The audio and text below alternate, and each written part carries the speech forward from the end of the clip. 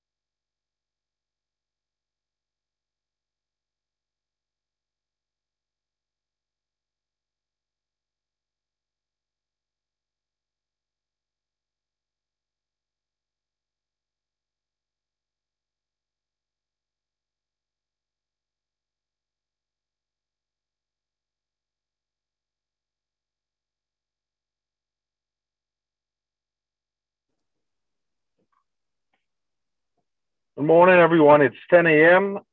This is the District Advisory Panel meeting for St. Thomas St. John District. Can we give a 10-minute to see if anyone else is going to sign on?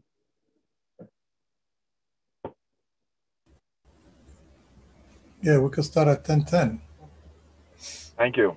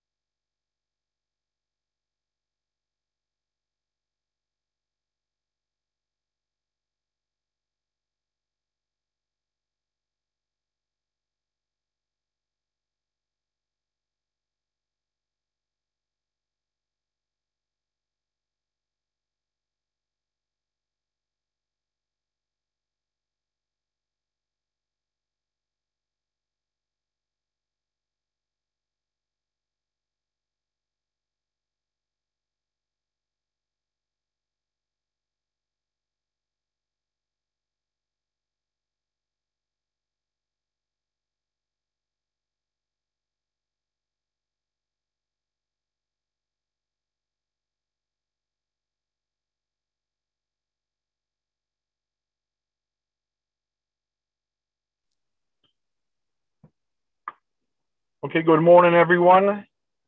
Welcome to the DAP meeting, St. Thomas, St. John, virtual meeting, June 16, 2021. The time is 10:10 a.m. I would like to call this meeting to order. Can we do a roll call? Christina will read the name for the record. Thank you. I may this, Christina? I will do it on behalf of Christina.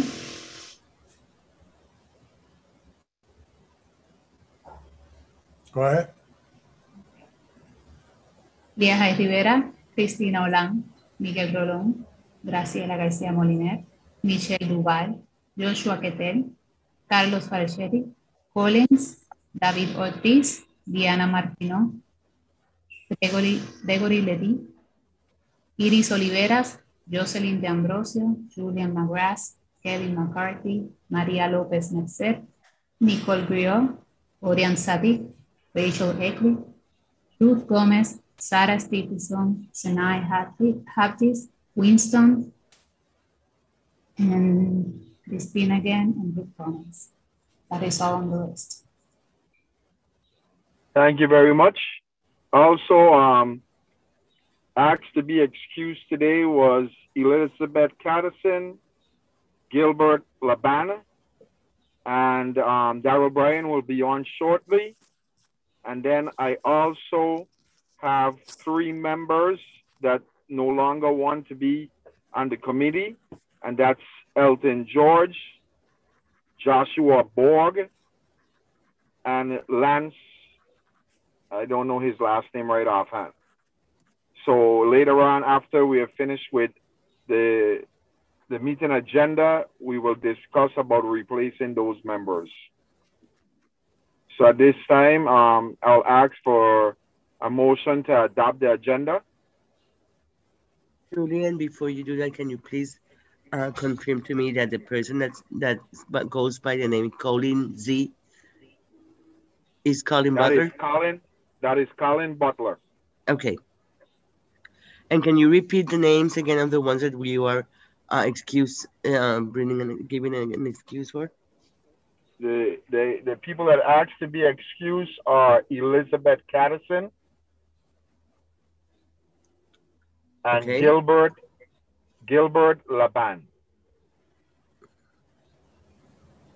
Both of them are off island. They said they would try to call in, but I haven't seen them, so I'm excusing them right now.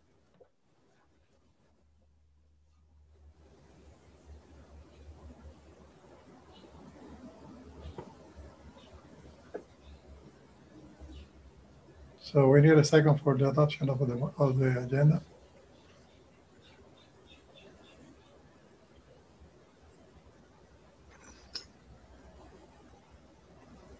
For the record, this is Ruth Gomez. I make a motion that we adopt the agenda as is.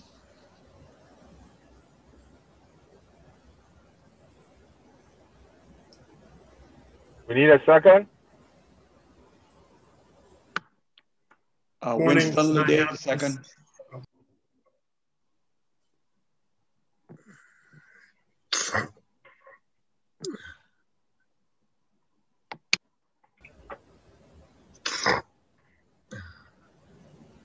If there is no opposition, then the agenda is adopted.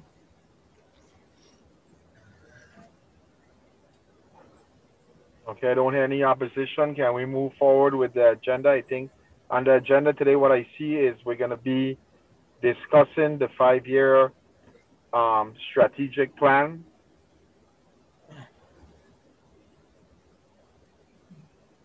Yes, Mr. Chairman, this is Michelle Duval. I'm going to go ahead and share my screen and show you. We will walk through a presentation. Thank you very much, Ms. Duval, and you can move forward once you get it up there. Can you see my screen, Mr. Chairman? Yes, I can. Great. Okay, so thank you, everybody. Thank you, Mr. Chairman and members of the DAP. I really appreciate your patience with this process over the past year and a half. This should hopefully be the last meeting that you all have with respect to development of the strategic plan. And our focus today is on the draft island-specific strategies for the strategic plan. So this is just a brief outline of what I'll cover today. I'm just going to quickly review the previous DAP and council actions. Then I'll just give a quick reminder of the strategic plan components and organization. And then our goal for today is really to review and approve the draft strategies for the island-specific objectives. And hopefully that will be by consensus. So at our last meeting, which was at the end of March, the DAPs reviewed and approved the draft island-specific objectives for each theme, and then provided some initial review and feedback on the potential strategies for each island-specific objective. And then the council at its meeting at the end of April reviewed, bless you, reviewed and selected draft vision, mission, and goal statements. And then they also approved the island-specific objectives that you all had reviewed. And so I just quickly want to review the strategic plan components. So first is the vision. So this is really the aspirational future state that the council desires for what U.S. Caribbean fisheries will look like in the future. The mission is the council's mandate under the Magnuson-Stevens Act. So the reason for the council's existence, and it should also reflect the council's general approach to achieving its vision. The goals are really the big picture focus areas. So they describe the ultimate impact of the council's work. The objectives can be thought of as mini steps towards the goals. So they should be specific and observable and directly linked to an issue or problem. And then the strategies, which is the focus of our conversation today, are really the approaches that the council will take to meet its objectives. And so I always like to come back to this example, which you all have seen a couple of times prior to this, to illustrate the relationship between the components of a strategic plan. So again, my problem is that I'm tired, I'm grumpy, and my pants don't fit. So my aspirational vision is that I look and feel fabulous. And in order to achieve my vision, I have set a goal to get healthy. To meet my goal, I have set three observable objectives that are directly linked to my problem. And those objectives are to exercise more, eat better, and lower my stress. And then I've also established a suite of strategies or approaches that I'm going to take to achieve or meet each of these three objectives. And so with respect to the structure of the council strategic plan and how these components all fit together, the council's draft strategic plan will have a vision, a mission, and 4 goal statement themes for areas of management, ecosystem and resource health, social, cultural, and economic issues, and communication and outreach. And to better reflect the priorities of each of the council's individual districts, and also to better reflect just the unique characteristics of each of the districts, we've developed some draft island-specific strategies for the first 3 goal themes of management, ecosystem and resource health, and social, cultural, and economic issues. And for each of those island-specific objectives, there's a suite of draft island-specific strategies that we'll be reviewing today. The communication and outreach theme that's jurisdiction-wide, and there are no island-specific strategies for that goal, given the overall importance of communication and outreach to all of the council's districts. And so, again, as I mentioned, the council selected draft vision, mission, and goal statements at its last meeting at the end of April. And so the draft vision statement is thriving and resilient island ecosystems, fisheries, and fishing communities that provide cultural, social, and economic benefits for all. So this is the council's aspirational future state. The draft mission statement is the Caribbean Fishery Management Council conserves, restores, and manages fishery resources in the U.S. Caribbean consistent with the requirements of the Magnuson-Stevens Act. The Council is committed to advancing the collaborative stewardship of these fisheries and supporting island ecosystems through education, outreach, and stakeholder input.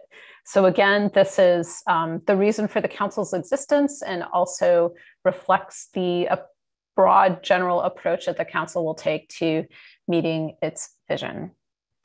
And then the draft goal statements that the Council selected in April are for the management goal theme: advance management approaches that promote healthy local fisheries and ecosystems, consider the needs of island fishing communities, and foster collaboration among management partners. The draft ecosystem and resource health statement is promote sustainable utilization of local marine resources in a manner that maintains local ecological structure and function and provides for resilient fishery resources. The draft social, cultural, and economic issue statement is ensure that management decisions consider the unique characteristics and needs of island fishing communities while promoting fair and equitable resource use. And the draft communication and outreach statement is engage, educate, and inform a variety of audiences to improve public understanding and participation in the Council process. And so again, for today's meeting, what we will be doing is reviewing previous feedback and edits to the draft strategies for each island-specific objective, and those are underlined in the presentation, and they're also underlined in the handout that I believe was emailed to all of you. And then also we're going to ask for the advisory panel to provide any additional suggestions and edits to those draft strategies and approve them for Council review. And so before we get started, I just want to remind everyone that the sources of information for these objectives and strategies and the strategic plan as a whole. So again, it's that stakeholder input report, which you all contributed to through our planning sessions that we had late last summer and early into the fall, where you reviewed and prioritized and sort of selected your top 5 list of issues under each of the different goal themes, as well as management partner input from NOAA Fisheries and the territorial governments, DPNR and DRNA, and as well as public comment that we received through a comment form on the Council's website. And so what we'll do is start walking through those strategies and objectives, and starting with the draft management goal. So I'm not going to read this again. You all can see this here on the page. And so I just want to review for St. Thomas and St. John. The first island-specific objective is support the development of accurate, timely, and cost-effective data collection, reporting, and monitoring programs. And the draft strategies that you all looked at were support NOAA Fisheries and U.S. Virgin Islands DPNR efforts to improve recreational reporting and establish a marine recreational information program survey in St. Thomas, St. John. Support Southeast Fisheries Science Center efforts to work with DPNR to design and implement a multi-mode catch sampling program. Prioritize data collections for species subject to seasonal and area closures, and support USVI efforts to examine licensing modifications and improvements. And again, this improvements was something that you all added last time. The second objective is promote fisher involvement and other collaborative research approaches to meeting island-specific science and information needs. And you did have a few modifications here, which are underlined below. So those draft strategies were to collaborate with science partners and fishers, which was something you added, to develop and prioritize a St. Thomas, St. John specific list of research needs. Prioritize and involve fishers in urgently needed stock assessments for species subject to seasonal and area closures. So urgently needed was what you all added last time. And encourage collaborative studies on the effectiveness of Germanic Bank and other closed areas. Work with the Southeast Fisheries Science Center to identify key species for which fishers could assist in obtaining biological samples. Support joint Southeast Fisheries Science Center, DPNR, and National Park Service efforts to improve information for data-limited stock assessments, for example, gear selectivity studies in St. Thomas and St. John. And then this is this last bullet down here, you all had discussed adding a draft strategy that was related to fisher education. So this is one that you'll have to take a look at and see if it meets the intent of the conversation that you had. The directive was just for me to draft something up that I could bring back to you all at this meeting. So that reads, develop educational materials to promote fisher understanding of science and information needs. And so, Mr. Chairman, I think I'm going to pause here to see if anyone has any additional suggestions or recommendations for the draft strategies under these two objectives, and then we can move on to the next slide and do the same thing, and then we'll move on to the next goal after that. All right, thank you very much. So it's open up for discussion. Does anyone have any comments or any changes, any add-ons that they would like to see to the first section? And Mr. Chairman, draft management strategies. Yes, go ahead. My apologies, Mr. Chairman, it's Michelle. So one thing that came up in our conversation with the St. Croix District Advisory Panel yesterday was that they have a similar first objective here, and they had modified that to add and implementation. So that objective read, support the development and implementation of accurate, timely, and cost-effective data collection, reporting, and monitoring programs. And there was a suggestion that that might be an addition that you all would want to consider as well. So I just bring that up for your consideration. Thank you. Thank you for that, Dr. Duval. I would leave that open up for our committee to decide if they would like to see the word implementation added to that. Can I get some feedback, please? Hi, this is Ruth Gomez. Go ahead, Ruth. I have no problem with the insert of the word implementation. I guess this question is for Miguel. This is a 5-year plan. Yes, no? Yes, started in 2022. So is there anything, is it out of the norm, or maybe this is just too detailed, for us to put specific timelines here? So for instance, we're talking about development and implementation. All those are like action words, but we have a tendency sometimes not to give ourselves sort of like a ballpark when it comes to time, and things have a tendency not to get done, or they sort of roll from year to year. And then, you know, the ones that do get done, it just becomes like this Chinese fire drill in the last year, in the 5th year. So is it out of the way or out of the norm to put some sort of like time period here? So to support and support the development and implementation of, can we put a time period for the development? Can we put a time period for the data collection? And can we put a time period for the implementation? No, that's a good question, but the time period will be done by the council at the December meeting. Okay. As I explained to the other two groups, this is an excellent question, because we are also worried that first, we don't want to have a management plan like this one just to shelve it and check mark, yeah, we did it. What we are going to do here, the work starts this year in December. There will be an implementation plan approval for 2022, 2024, 25. And there will be a committee of the council members, not all of them, council members, the 3 chairs, actually all the chairs of the advisory panels and the SSC that we have will be part of that committee. And we will prioritize by area. For example, St. Thomas and John will meet and prioritize the needs of St. Thomas and John in terms of data collection, for example, outreach and education, any other item. And then we do the same for Puerto Rico and St. Croix.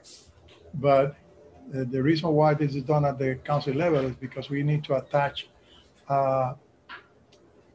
actions that will be supported by funds. So the committee We'll meet in December each year and in the summer. In the December meeting, the committee identified the priorities for the following year. In the summer, we meet again, the same committee, to assess where are we? Have we done what we set to do in December? What else we need to do to finish the current year? And that way we keep the activities in the 5-year strategic plan for implementation moving, open for discussion, but always moving. And the reason why the committee have the 3 chairs is that because, as you have seen, many of the action in the strategic plan from the get-go include the decision makers, the fishers, the scientists. So it is of utmost important that this committee will include the chairs that represents all those groups. And that's the reason why we don't have the commitment at this time, because for budgetary consideration, it had to be done at the council level.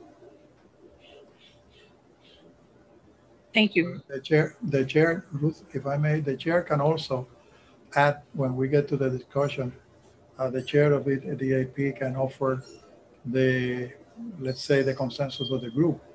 And Julian, in this case, can stress the point that they would like to see some time schedule attached to these recommendations. For example, we can have, let's say for 2022, 3 recommendations from each group. And then we evaluate at the committee, the council, we evaluate which one will be implemented the following year. Hopefully in 2022, the island-based FMPs will be implemented. As you know, they were approved in September last year, but the implementation phase where we publish the implementation elements will be done by 2022, the first half of 2022. We don't have to wait for the implementation of the plan to do some of the things that are in the strategic plan, for example, origin education and all that. So it is of utmost important that this committee is activated by the council at the December meeting. The chair and I will prepare a schedule. And let's say that we have the meeting 7 and 8, then the committee will start working on the 9th, the following day. Thank you, Mr. Chairman. Thank you very much, Miguel, and thank you, Ruth, for your question, which is very, very important. So we can do our recommendations if the committee agrees to after all the presentations and the strategic plan is completed, we can put in our recommendation on what we would like to see. So does anyone else have any comments on this first section? Well, this is Ruth again. I'd like to make a motion that we insert the word implementation.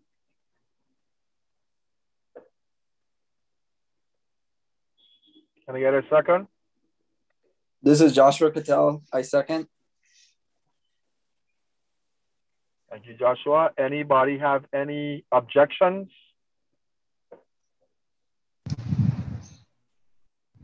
With none said, we can move forward with that motion to insert the word implementation. Thank you very much, Mr. Chairman. And also, I do want to make sure that the committee looks at this last bullet down here. You all had a discussion about adding a bullet that pertained to education for fishers with respect to science and information. This was what I drafted up for you all to review and make any edits to.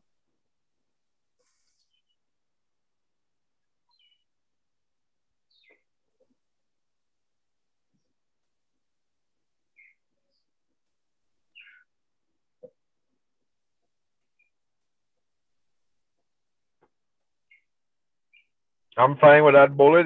Does anyone else have any comments? I'm fine with it. All right. Thank you very much, Mr. Chairman, and thank you advisory panel members. And I'm going to move on to the next slide. So these are the the last three island-specific objectives under the management goal theme. And the first is ensure that management measures encourage regulatory compliance and foster effective enforcement. And you had a couple changes to the draft strategies under here. So the first was coordinate with NOAA Office of Law Enforcement, USVI, DPNR, and you added and the US Coast Guard to review enforceability of existing regulations. The next draft strategy was support cross-training of enforcement personnel. The next was identify enforcement gaps in existing St. Thomas, St. John regulations and promote development of clear, understandable compliance guides for commercial and recreational stakeholders. And commercial and recreational were words that you all added there. The next objective was collaborate with domestic and international partners to promote adaptive and efficient management that considers diverse community interests. And the strategies were review and evaluate the effectiveness of existing seasonal and area closures as soon as possible. And that last as soon as possible was what you all added last time. Reduce bycatch and waste through gear modifications and seasonal restrictions. Collaborate with DPNR to develop consistent management measures where appropriate. Ensure measures accommodate St. Thomas, St. John local ecosystem productivity. And participate in international forums such as the Western and Central Atlantic Fisheries Commission and CRFM efforts to improve understanding and management of Caribbean-wide resources. And so at your last meeting, you all added the phrase international forums such as, and then also CRFM to this particular draft strategy. And then finally, the last objective is consider the potential impacts of climate change on the efficacy of management measures. And so we had three strategies here. The first was use US Virgin Islands, St. Thomas, St. John ecosystem status reports to inform development of management measures. Next was evaluate fishery independent information for climate related impacts and trends and solicit fisher input regarding climate related changes in species and habitats. And so again, I'll just stop here and see if anyone has any recommendations or suggested edits or additions to what you see here on the screen.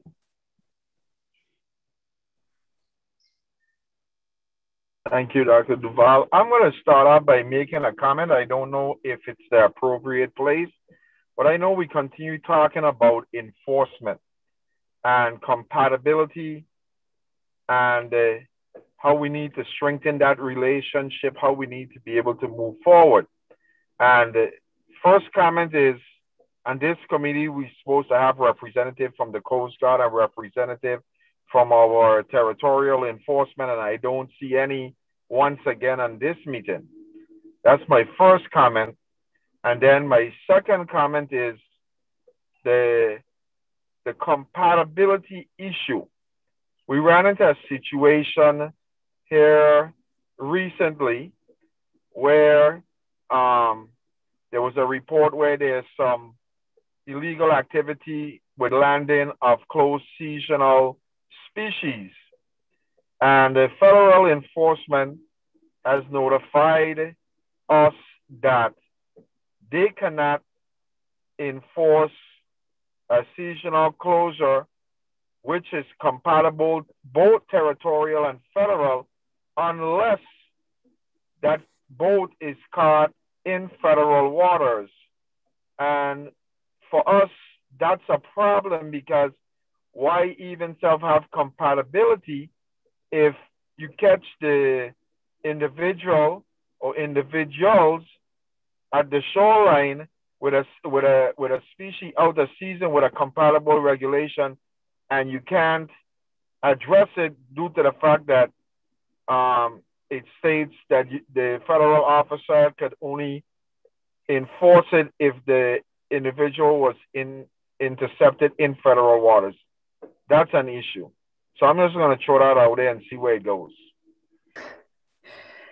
I am wondering if, so I think there's a couple things in here that kind of address it, but Miguel might need to jump in. I think one is supporting cross-training of enforcement personnel. I understand what you're saying, Mr. Chairman, that, unless the problem is that unless the boat is intercepted in federal waters, federal officers are not allowed to or cannot enforce those out of season regulations, despite the fact that they are consistent between territorial and federal waters.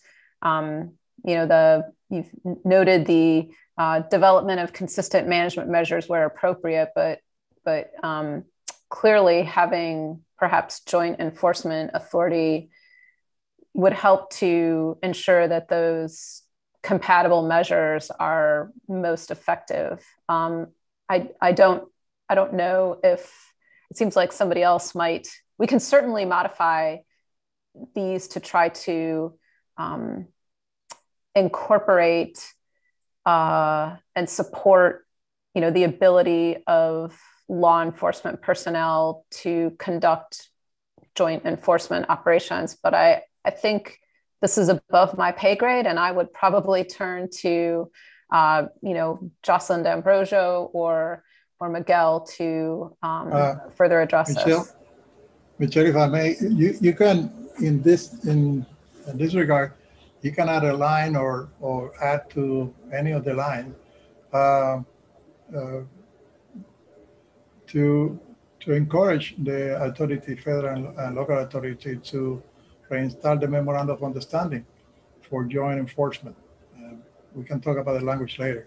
But this is a very important topic, and we are going to address it at the meeting on the 21st of July and subsequent meetings. Because in the case of Puerto Rico, for example, we have a memorandum of understanding with the Coast Guard and National Marine Fisheries Service and the local authorities. I don't know the status of a memo, such a memo like that. Maybe a representative from the Division of Fish and Wildlife can tell us more about it. But the key here is that the enforcement vary from management plan to management plan. For example, if you talk about highly migratory species, enforcement goes all the way to the shoreline. If you are caught with a marlin, the wrong place, the wrong time, by the federal authorities, whether you are at the dock or in the EEC, you are in violation of the act. So here, the memorandum of understanding is the key, where local authorities can be deputized to enforce federal laws and regulations as applicable. So it is not out of context here, but I believe that we have a line here, and joint enforcement effort to memorandum of understanding. If the group has said something like this, it will have a stronger point for the chair to bring this to the council meeting in July and August.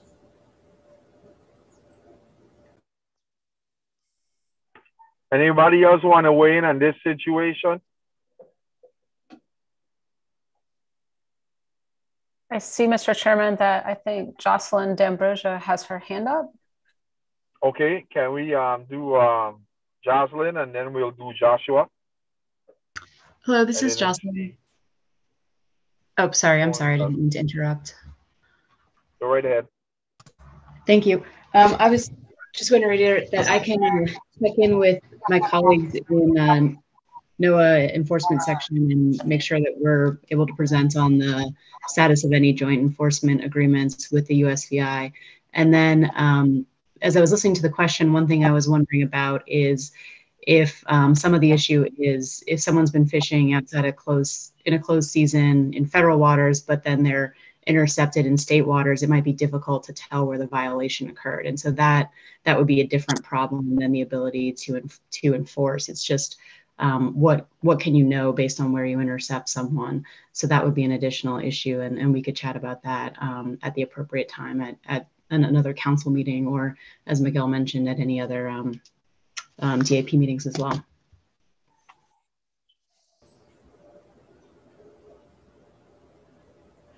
Thank you very much for that.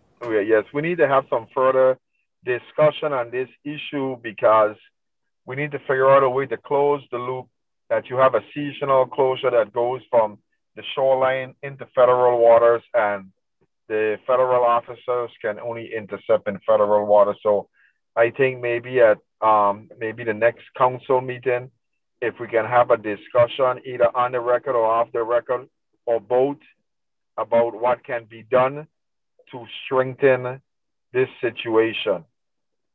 Thank you. At this time, Joshua, you're allowed to speak. Oh, I have no comment at this moment. Sorry. All right, thank you. Anyone else wants to comment? If not, I'll entertain a motion for the added line. Joshua Cattell, I second. But we actually need a motion first. Oh. So if you want to make the motion, you can go ahead. Joshua Cattell, I make the motion for the added bullet point. I second. Open for discussion. If no one else has any comments, or no one abstains or is against it, we can move forward. Okay, thank you very much, Mr. Chairman. I'm going to move on to the next goal area, which is the ecosystem and resource health goal. So again, this is that draft goal statement that I showed you all earlier. And then these are the St. Thomas, St. John draft strategies and objectives. And so the first objective is implement the fishery ecosystem plan as a roadmap for future council actions to maintain the ecological relationships, roles, and services of the St. Thomas and St. John Island ecosystem.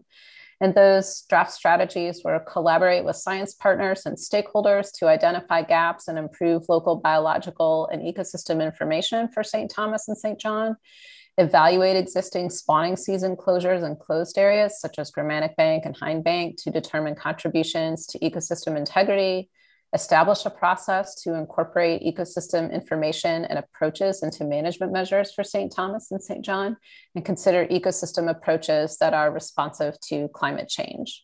The next objective was identify, manage, and protect coral reef and other fishery resource habitats of St. Thomas and St. John. And so those draft strategies were develop council habitat policies that address impacts to essential fish habitat from coastal development, erosion and sedimentation, and other forms of pollution that impact St. Thomas and St. John habitats, develop outreach materials on the impacts of habitat loss from, it should say non-fishing activities, not non-fishing impacts, my apologies.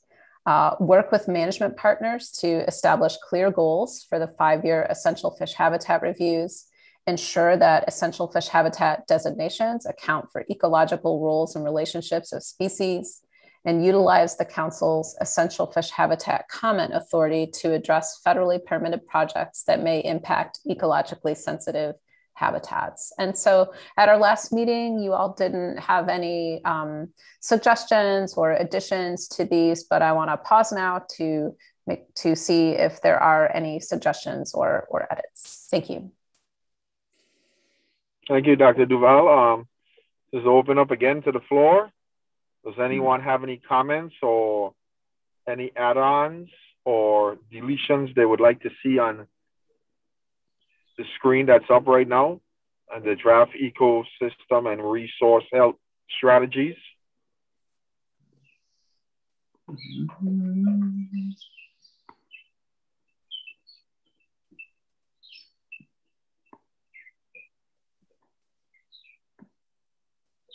So can we get a motion to move forward with the screen that's up?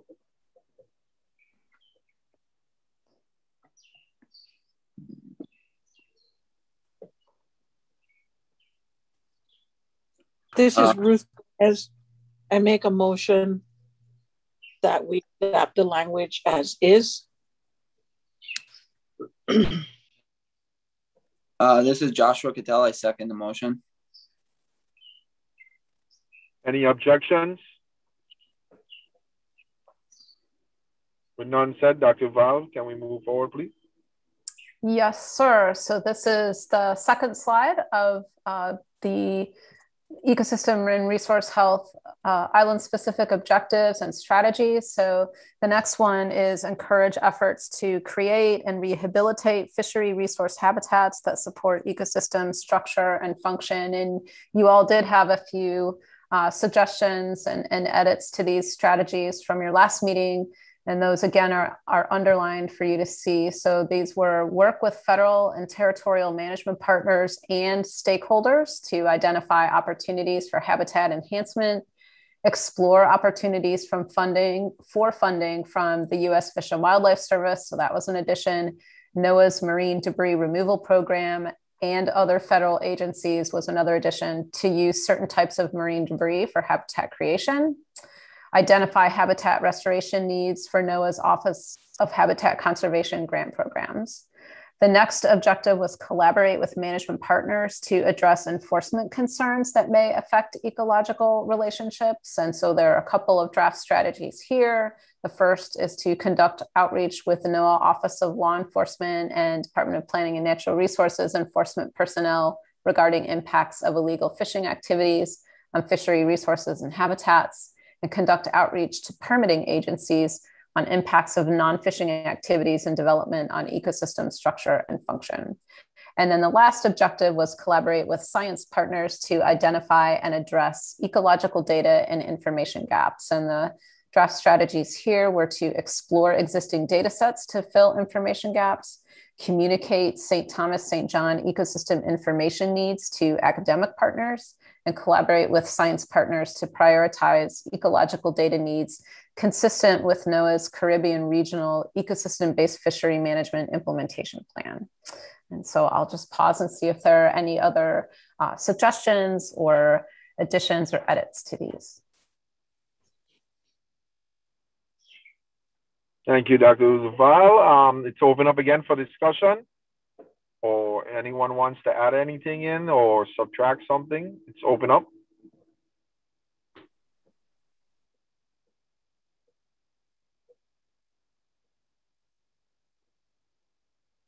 We're not hearing anything. I entertain a motion that we move forward with the screen.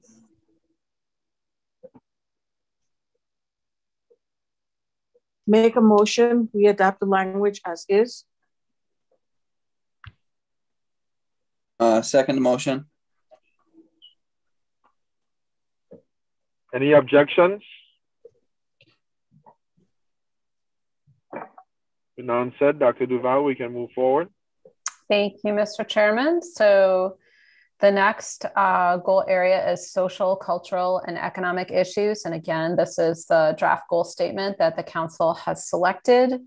And so these are the first two of 4 St. Thomas, St. John island-specific objectives and associated draft strategies. So the first objective is promote the collection of social and economic data that informs management decisions. And those draft strategies were engage science partners and the SSC to identify and prioritize social and economic data gaps and research priorities for St. Thomas and St. John.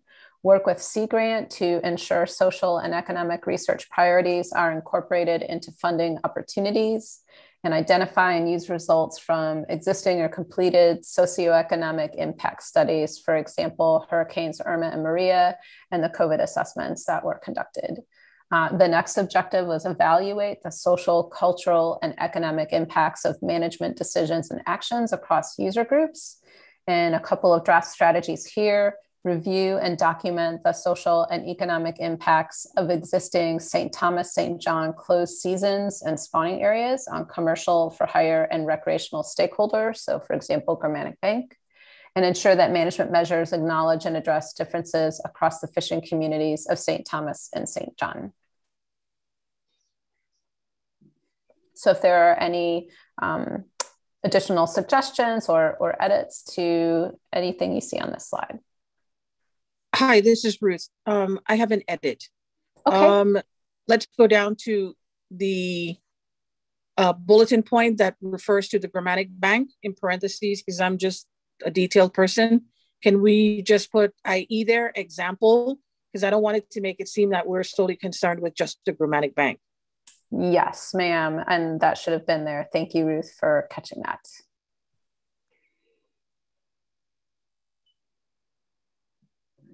Excellent point, Ruth.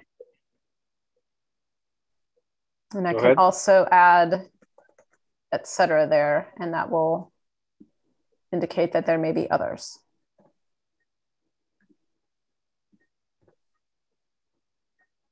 Anything else?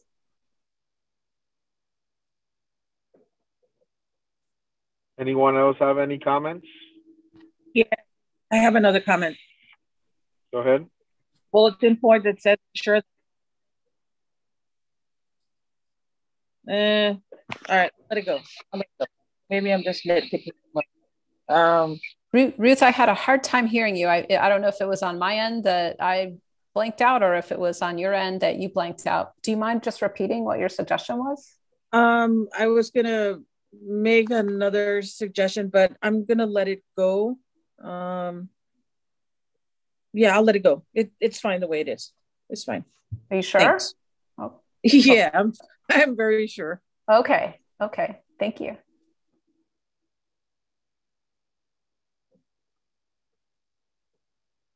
I am going to make a comment because I think, I don't know if this is where it fits in, but I think whatever message is being sent from our outcome of these plans should be also looked at very carefully by our territorial water committees, because I see that we run into a lot of issues where the council is working with the DAPs, and an example is we're working right now on promoting placemats for the restaurants and for the local restaurants and the high-end restaurants, and we're trying to educate them and what our seasonal closures are, what our closures are, and you know what are good choices to eat. And then we have our territorial government that's doing something opposite to what they're doing, and I think that needs to be addressed, because we are sending mixed messages to our visitors and our people and to the restaurant. So sometimes it becomes very confusing. Well, you guys are saying one thing and over here they're saying something different. A perfect example is, let's use queen triggerfish. Queen triggerfish is our one of our number one local species that are being sold in both local restaurants and in high-end restaurants. And you know, it's being promoted on our placemat, but then Reef Responsible, which is under our local government, is saying be cautious, be mindful. I don't know what we're being mindful for if this is our number one species and there are no regulations on queen triggerfish. So I don't know where this fits in to this, but I think we need to be clear on both sides. That's just a comment. It's open up for this discussion. Miguel or any other members, if you guys can weigh in on this. Thank you.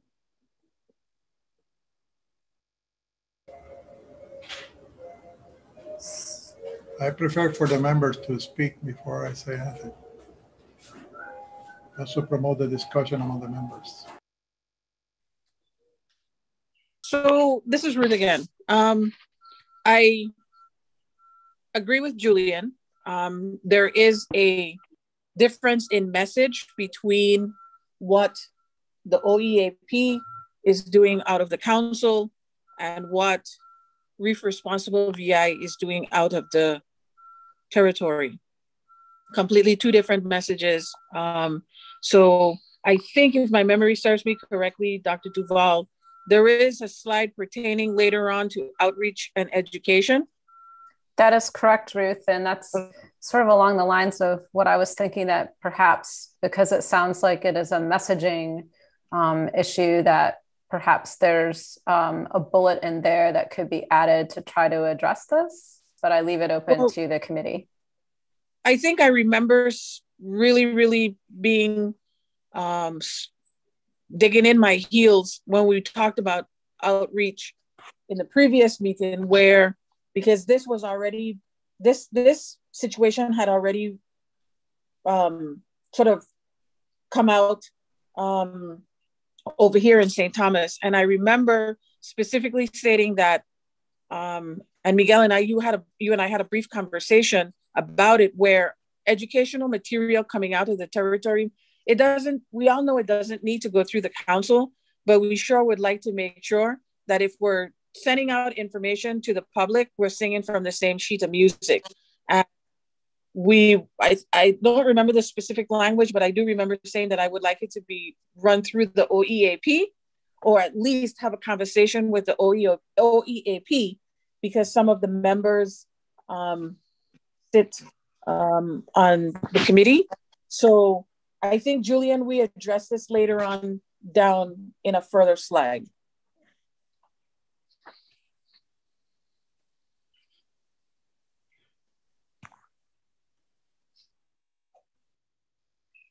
I see, Mr. Chairman, it looks like there's a raised hand. Okay, I can't see the hands, so if someone else sees the hands, please just let me know and we can recognize them. You're open to speak. It's Sinai Heptis. Sorry. Yeah, sorry. Right, Sinai. I apologize for that. I didn't realize you couldn't see. So Sinai Haptis, I'm in proxy for Dr. Angeli today. I completely understand both your comments, Mr.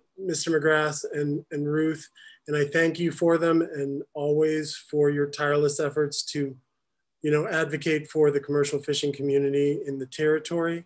I think in terms of Reef Responsible, I think initially there is a disconnect between what the OEAP goals are for their program, as well as that for Reef Responsible. What I will say is that we have talked, with you, Mr. McGrath, and with you, Ruth, about comments that we've asked you guys possibly to submit to me in writing, so that I can present it to the board, the council that overlooks the management of that program. And I think there are ways to better, coordinate the activities between both.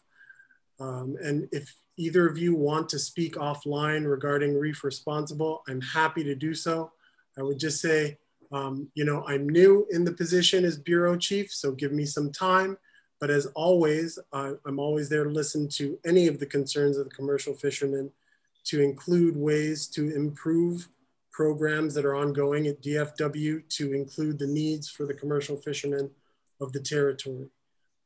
So, I think in terms of what we're doing here for the draft, I think we can easily add in more information about how you would prioritize specific engagements across outreach opportunities in the slides that are coming up. And I think that would be a good thing to include, so that we can use that as priorities for how we engage across outreach efforts within the territory associated with fisheries in the Virgin Islands.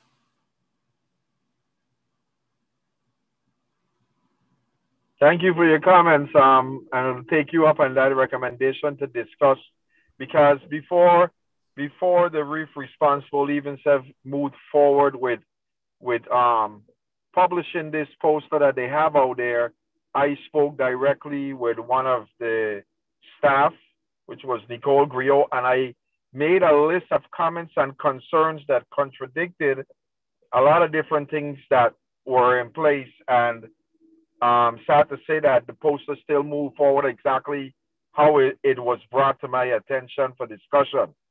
So I'm open up for having some discussion on this process, because a lot of things in it needs to be corrected, because here it is, we're trying to promote a fishery to move forward and buy more local than imports. And the message that's being brought to our restaurants and hotels is be cautious, be mindful, don't eat. And that's a great issue for the commercial fishers. So we'll discuss it some more off the record. Thank you. Anybody else have any comments they would like to make? We need to decide on the language. If you wish to address this some other way, or whether you are in agreement with the slide that talks about the original education in coordination with the OAP. This is Ruth. I would make a motion that we leave the language the way it is here. And when we get to the outreach slide, that we really, really fine tune it to what we want to do. Or. All right, thank you. Anyone else wants to make any comments? If not, I'll entertain a motion to move forward with the slide that's on the screen as is. Well, the motion has been made by Ruth. We need a second. And then vote. Okay. Gregory Lede seconded. All right, Gregory Lede, thank you. Any objections? All right, with none said, Dr. Duval, you may proceed. Thank you, Mr. Chairman. So these are the last two of the social, cultural, and economic objectives and associated strategies. So this next one is promote efforts that support social and economic opportunity and stability across sectors and fishing communities. And the draft strategies here were to support community efforts to improve fishing infrastructure across St. Thomas and St. John, including landing and market sites, develop education and outreach materials to support the use of social media and other virtual approaches to marketing locally caught species, and consider management approaches that address recreational fishing opportunity and satisfaction. And the next objective was to consider the impacts of enforcement in illegal fishing on economic opportunity and social well-being. And those draft strategies are collaborate with science partners to document the economic impact of illegal and unlicensed sales of fish in St. Thomas and St. John, and work with management partners to determine where additional enforcement could improve economic conditions and or trust among user groups. So if there are any suggestions or recommendations, additions, or edits to this, please let me know. All right. Thank you very much, Dr. Duval. It's open for suggestions or comments.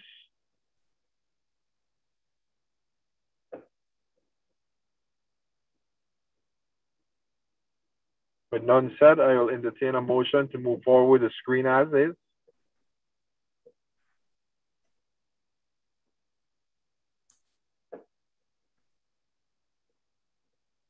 Joshua Patel, I make the motion to move forward.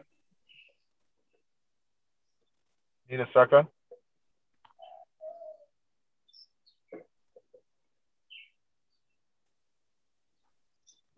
I second.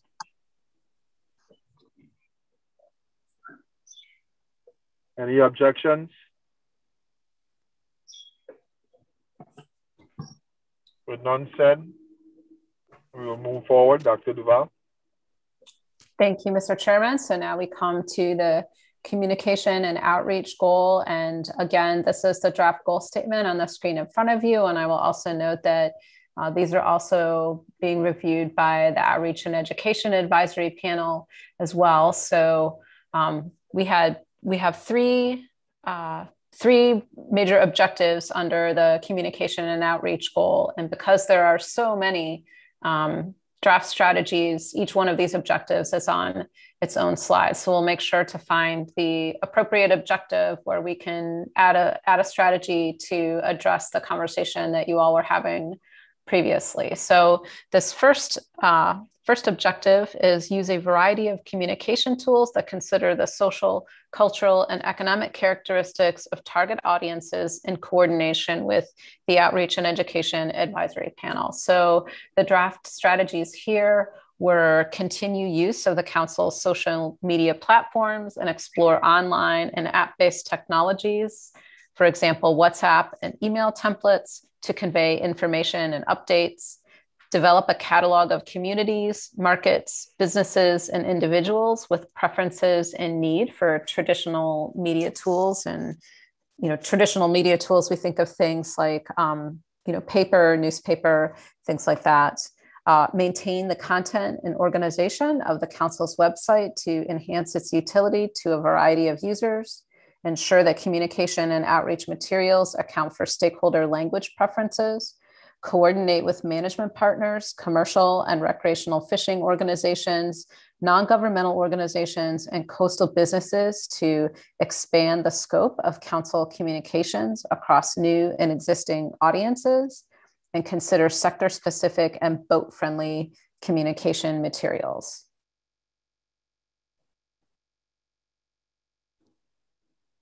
Thank you, Dr. Duval.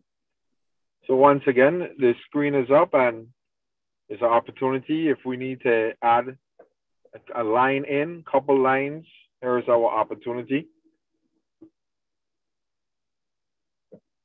And Mr. Chairman, I will just say that I think probably the place that might be most appropriate to address the issue that you brought up is going to be under the third objective. So I'll just note that for everyone.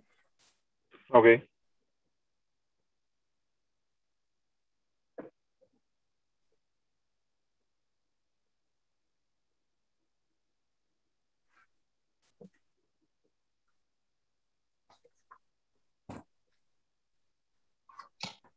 I make a motion to adapt the language as is. I second the motion. Any objections?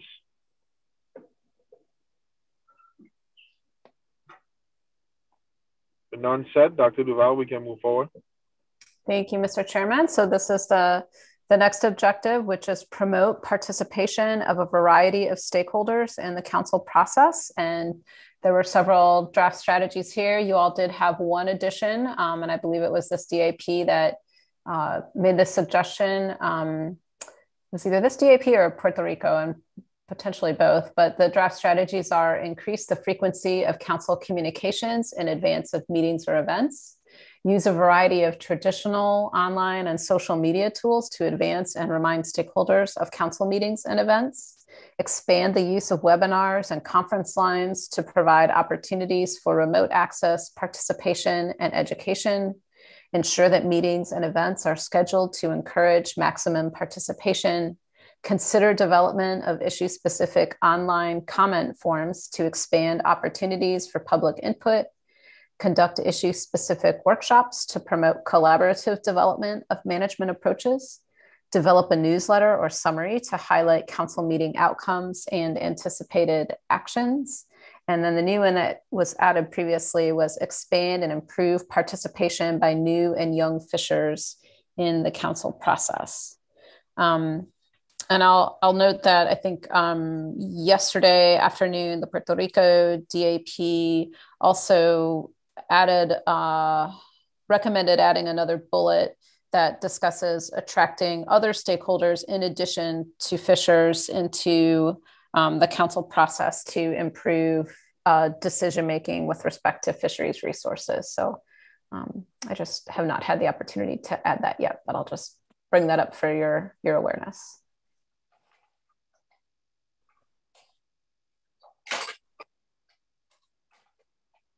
Thank you, Dr. Duval. It's open for discussion. This is our opportunity if we want to add anything in on this slide.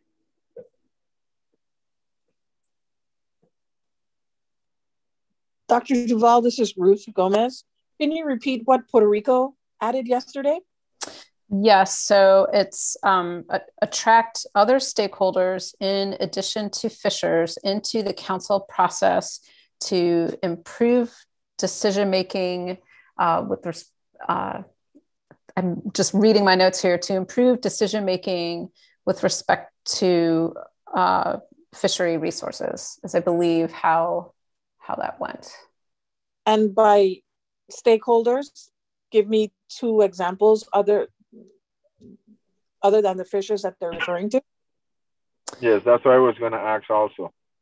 I think, so this was a suggestion by the DAP chair, and I believe, and Miguel and Christina and others can jump in here, but I believe he was talking about, it's really, we want to try to encourage sort of new blood to come into the process, so this bullet here is really about expanding participation by new and young fishers, but also expanding participation by any other stakeholder groups. He was not really specific about what stakeholder groups those might be, but just to, encourage new interest and new participation in the council process. If I may, Mr. Chairman. Yes, go right ahead, Miguel. What Nelson found is that it's very difficult, and it's common to the 3DAP, to have the members participating. They come to the meetings, but they didn't say anything. You only have one or two that really interested or brave enough to offer motion, things like that. And he believed that perhaps if we allowed new fishers who are in the fishing business now, dealers and so forth, to encourage them to participate as member of the DAPs, it will be the step in the right direction. In addition, he believed that aside from fishers, there's a lot of people in the general public that might be interested in the fishery. And now we have seen through the social media, we have seen some reaction. So this is what he was after. Ways that we can encourage participation and ways that we encourage young fishers to be involved in the fishing process to keep that generation change. He believed that, Nelson believed that we need this new blood, he called it the new fishers, to continue the fishing industry in the U.S. Caribbean. And I totally agree with you 100%, Miguel. The issue that I think all of us have been struggling with our committees is trying to get the participation and getting people to speak up. And, sometimes they only speak up when it's a concern to their part of the fishery. And I do have a lot of issues with that. I'm happy that I was able to get a new member, and he's one of our young fishers, Joshua Cattell, who's a new member on my committee. And I'm trying and looking desperately to try to get a couple of the other ones to replace those that I have that need to be replaced. And it's been a struggle because every time you tell them, well, we have a meeting and it's from this time to this time, they all, oh, well, I'm out fishing that day. What we're trying to make them understand is if you don't get involved, then you will not have a fishing day. At the end of the line, if we don't get the participation that is needed, decisions are going to be made that's going to affect the fishery. And then they're going to jump up and they're going to be screaming and yelling. Well, we didn't know. It's a great opportunity. And we try to educate and get that word across. The Fishermen's Association for St. Thomas, St. John is getting into full swing again. And we've been talking to a lot of these individuals, and, you give them an opportunity to sit on a committee or ask them to sit in the committee and they find every excuse. So I don't know how we can better it. Two of my members today, one of them is calling in. He's out fishing. Okay, he's calling in. I haven't heard him say anything. Then I have another one that says, well, I can't be there because I'm out fishing. I'm trying to explain to him, well, what happens if there's no more fishing? So, we change the time, we change the dates, we do all of that to try to accommodate them, and still we run into the problem that we can't get their participation. So I think we have to try and do more outreach and education and explain them the importance that, we who have been involved, like myself, for the last 18 years, I'm not going to be around forever.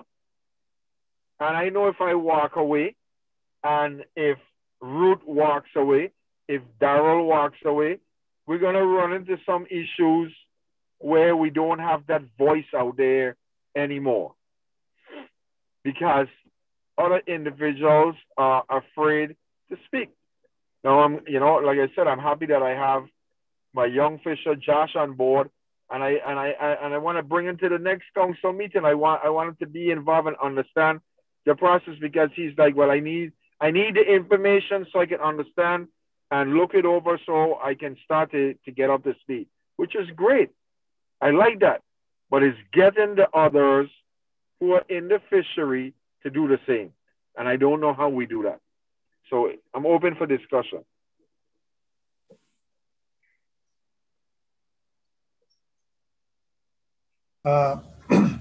There's always, this issue is common throughout the world.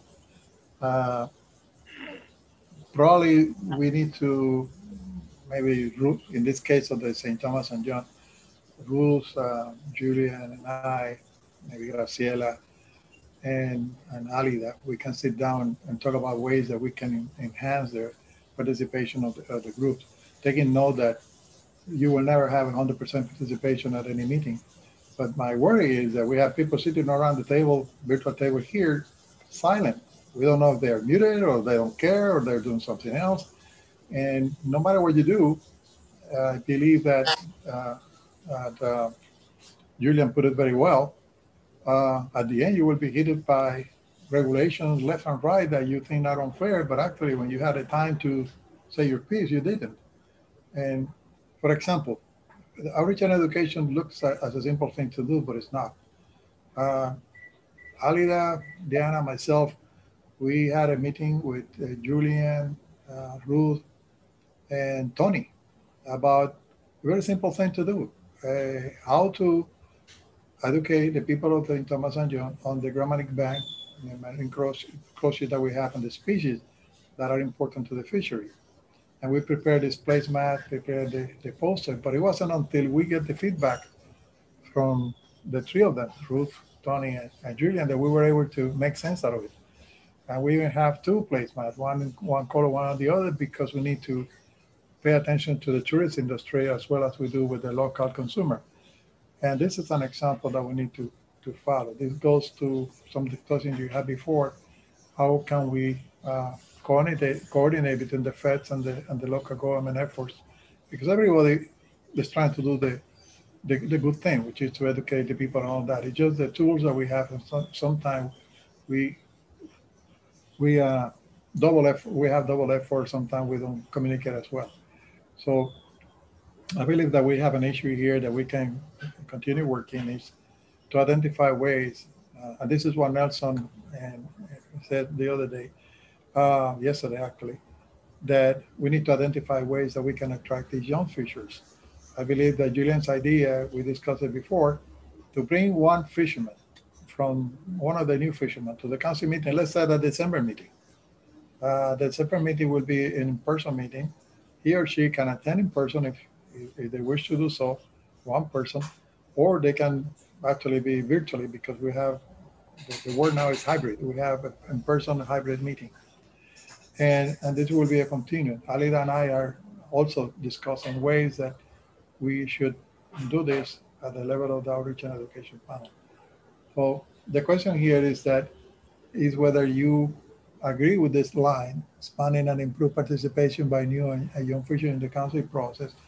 And then just for the record that I have here, I believe that Julian, Ruth, and I can sit down and come up with some specific recommendations that we can do and see how they work. And we don't want to, we don't need to wait for the strategic plan to kick in 2022. We can start that this year as soon as possible. Thank you, Mr. Chair.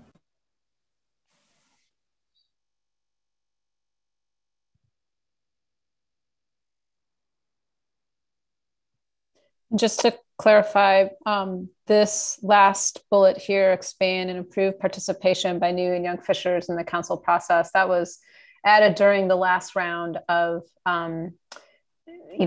DAP input. So I want to throw this comment out there, and Miguel, tell me what you think. The team, everyone out there, tell me what you think of it. I don't know if we can include that both the council and the territorial government keeps 2 webinars per year for the fishers, and we pick items and what we're going to educate them on of issues that are ongoing. I know that we cannot make it mandatory. I wish we could make it mandatory like port samples, but give them that opportunity to come together in a room. Hopefully by then we can be in a room and pick a couple items. We can create the agenda with our groups, both the FAC territorial and both the DAP on the council side, and pick maybe 3 or 4 topics that can be discussed with the fishers twice a year that can maybe get them to be involved or start to be involved. I don't know how you guys feel about that. Okay, and we discussed that yesterday too, because it's an excellent idea. In Puerto Rico, they implemented, Elena Anton developed a program called PEPCO, which is the project for education of commercial fishers in Puerto Rico. Now they're working one for recreational fishers. She put together several documents explaining the process and everything, and we sent it to the Virgin Islands. And at that time, that was several years ago, there was some interest, but somehow, somewhere, the interest died down. I believe that we can adopt the same thing, following Julian's suggestion at this time.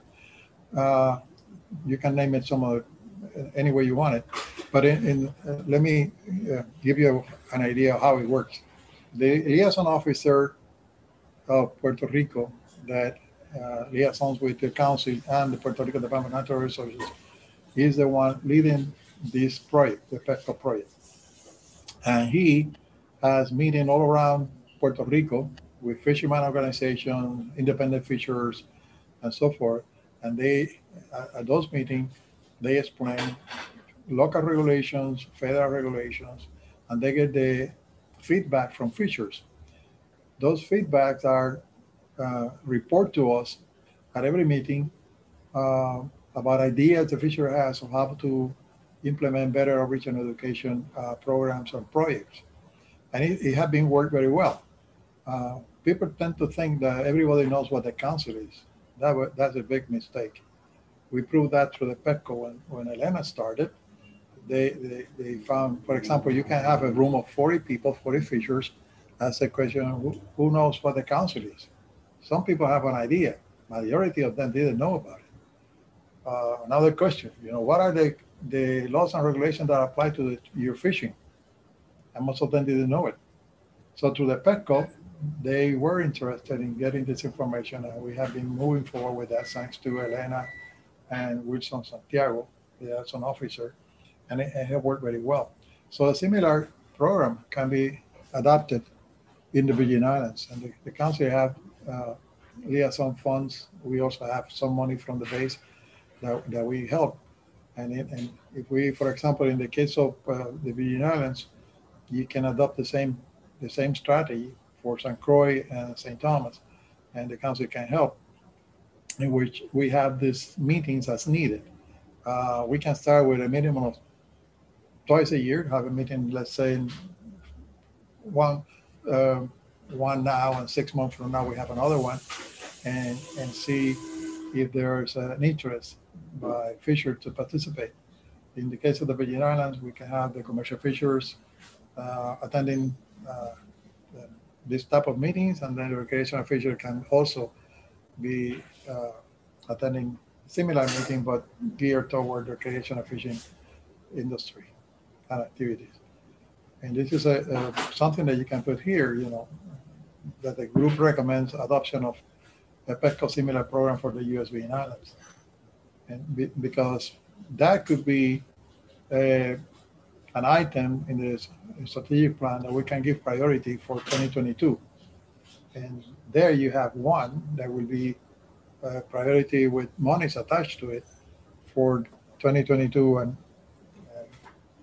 and years beyond. But it will be up to you whether you would like to.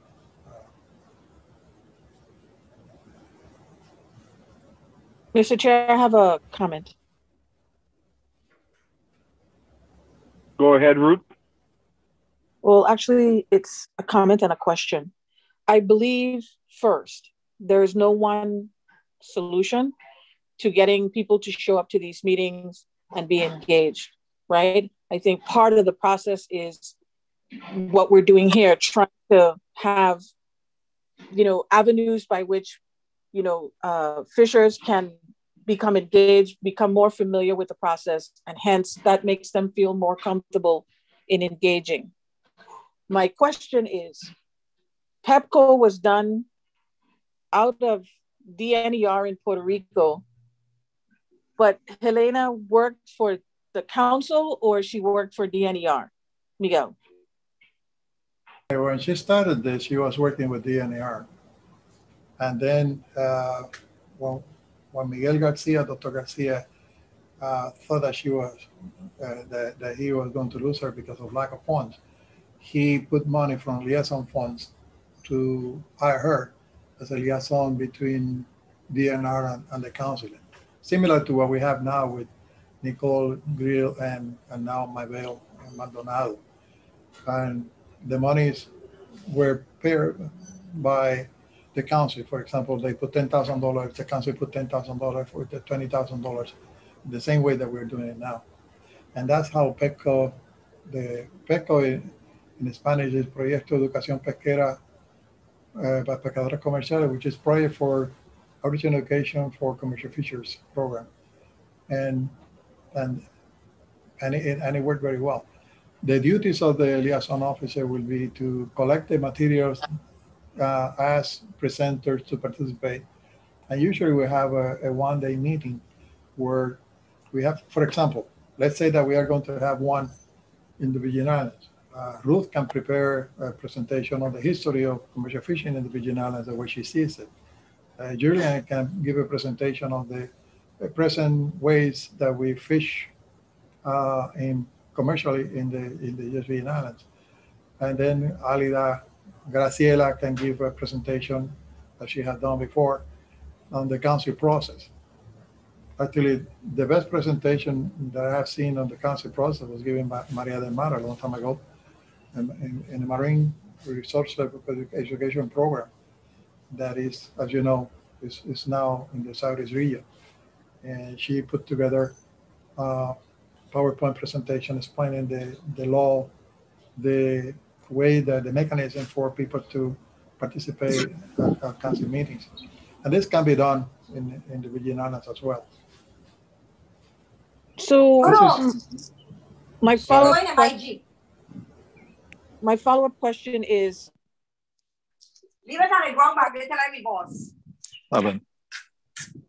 PEPCO in the Virgin Islands would be under a dual umbrella, would be the council and the DPNR? Miguel? Yes, yes. And the liaison would be the person responsible for coordinating all the activity?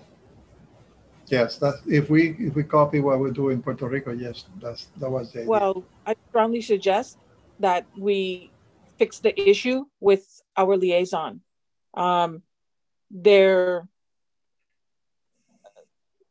that's a whole nother story that we can have on the side, because in order for this to be successful, there has to be trust and there has to be a good relationship between the fishers, recreational and commercial, and DPNR.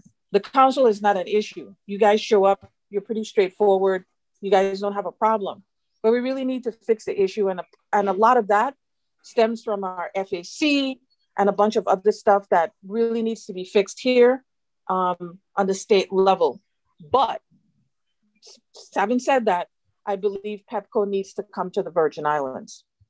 I really do. I think it's a good program. I know when I was there as a director, we talked about it and I left and I'm not sure what happened, but I believe it would solve a lot of the problems that we have in getting fishers to engage. and stakeholders to engage, because I think a lot of it has to be, or is the fact that they just don't know what's going on. The same people's kind of recycle through committees. We really don't have any new, individuals. So we really need to make a concerted effort to recruit young fishers and even older fishers that just haven't been a part of the process. And PEPCO would be a great venue to do that.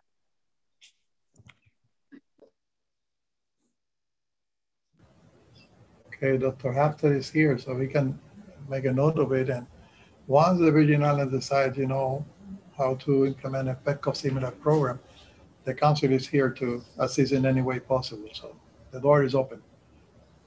So if we give priority to this, probably during 2021, we might be able to implement, as it says here in the last line, a program similar in the U.S. Virgin Islands for both St. Croix and St. Thomas and John. Yes, I totally agree. Totally agree. We need to do all we can do and try to get moving forward with this. Maybe even getting a couple of restaurant owners to be involved, getting one of a representative from the hotels to be involved, because they don't know. They right now they don't understand the process, so they just do a lot of importing, and here it is. We got the fresh product right there that they can get. So that's just on one level, and them not understanding the rules and regs that are in place. So I think there's a great opportunity here. Thank you. Anyone else have any comments? This is Joshua Cattell. I'd just like to say I completely agree with what Ru just said as far as getting some of the older fishermen who've been through the loops already involved, because just throwing all of us young bucks, so to speak, into this and not really fully understanding where we've been in the past and then making decisions ignorant to those facts would be pretty severe to what our mission would be. So I think it's important that, even though that I'm pretty green to the fisheries, and this is my first DAP meeting, I think it's important that the young people that are brought in are given a good deal of guidance before the reins are handed off, so to speak. So that's all I have to say.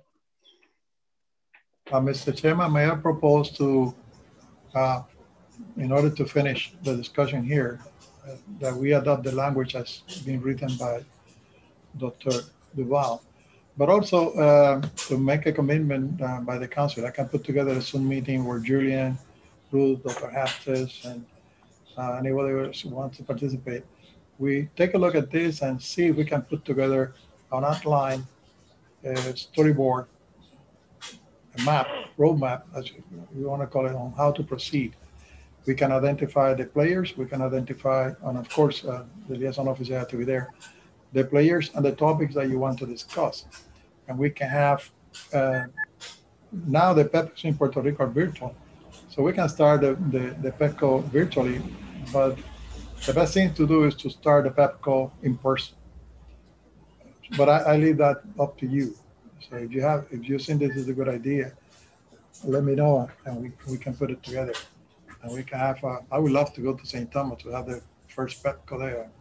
I totally agree. I totally agree, and I totally agree.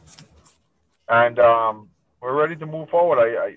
If anyone else has comments, but I think we're ready to move forward with this. I have a comment. And, all right, Ruth. Where it says expand and improve participation by new and young fishers, I think the word new is misleading because we have a moratorium. Can we change the word new to experience? Because I don't want to use the word older.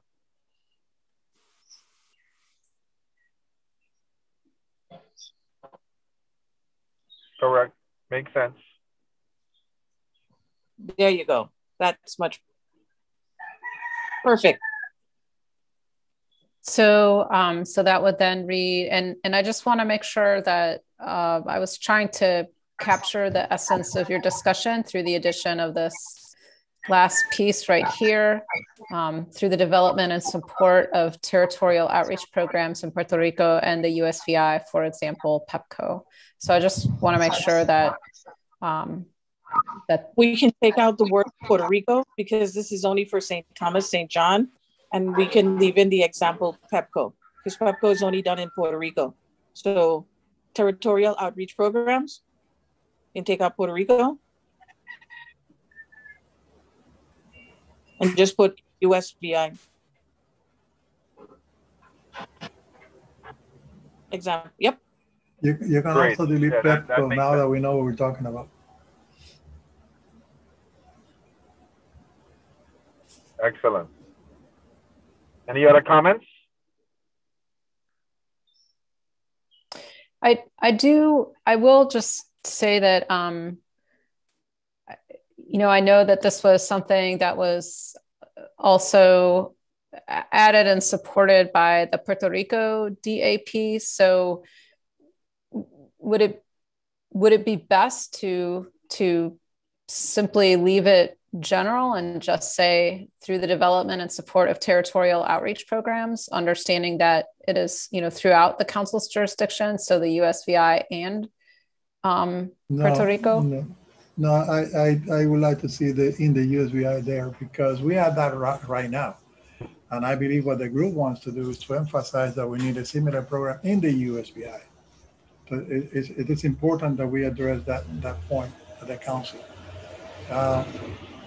Everybody around the table here, the usual players, Ruth, Julian, myself, and everybody else, we know what we're talking about. But I believe that we should, you know, in the case of Puerto Rico, the program is there. What we need is to implement it in the USVI. By the way, Totally agree. This is something that it was approved by the council a long time ago when Elena put it together. But as Ruth says, you know, we need to continue that after she left. So the question will be for the group, with the understanding that we are really talking about for the U.S. Caribbean, but here we are making the emphasis of starting a similar program in the USVI. Do you all agree with the language as presented at this time?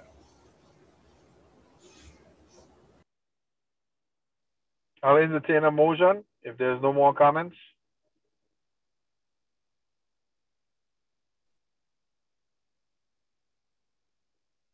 I made the motion. So I move. Mm-hmm. I make the motion to proceed.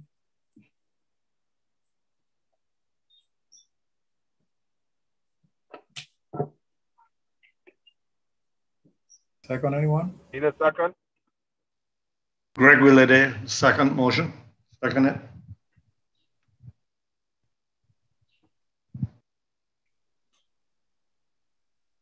Any objections?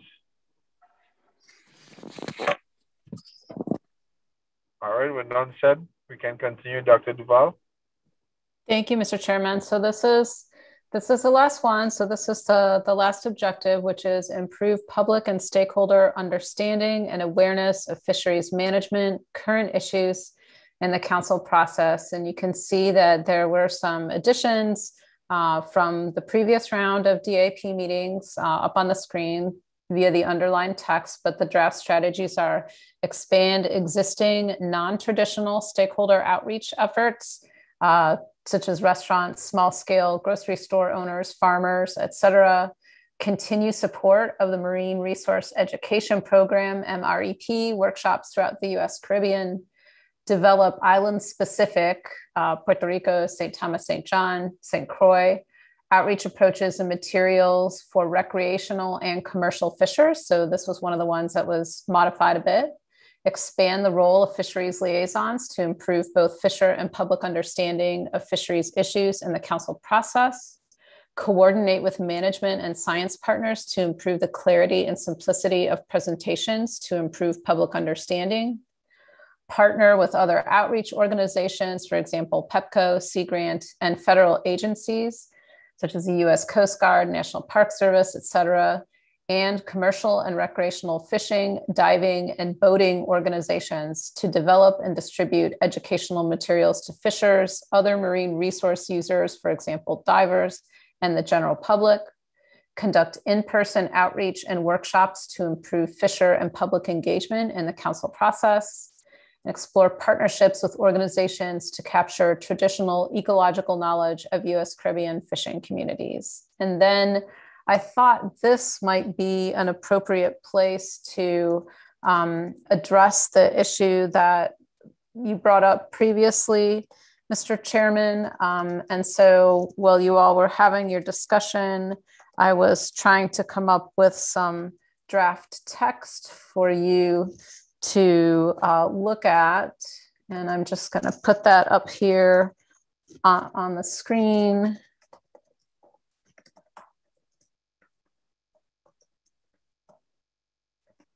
So this was just coordinate development of council and territorial outreach efforts to ensure consistent messaging on specific issues. So, you know, it may not be every issue, but certainly you and Ms. Gomez have raised some specific issues where that would be helpful.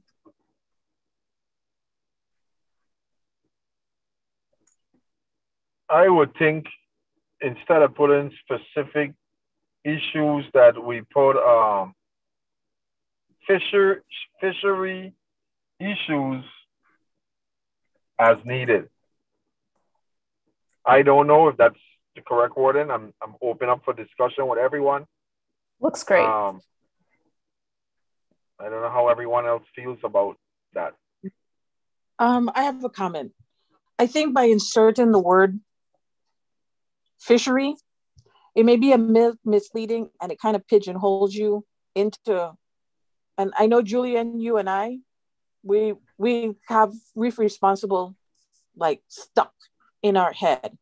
But in order to make sure that the mixed message doesn't take place in the future and any related subject, I think we can leave the word fishery in there, but I think we need to add something else. To me, there's like something missing.